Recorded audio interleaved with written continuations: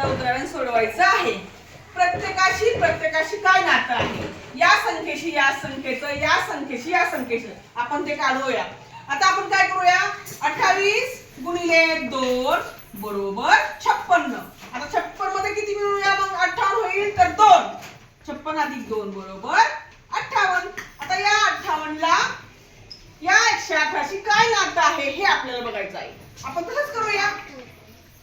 58 गुणिले 2 बरोबर 116 अधिक 2 बरोबर 118. दुसरं तसंच करूया. 21 गुणिले 2 बरोबर 42 अधिक 2 बरोबर 44. 44 गुणिले 2 बरोबर 88 आणि 88 अधिक 2 बरोबर 90. तसंच आपण या तिसऱ्याचं करूया. 47 गुणिले 2 बरोबर 94. 94 अधिक 2 बरोबर 96.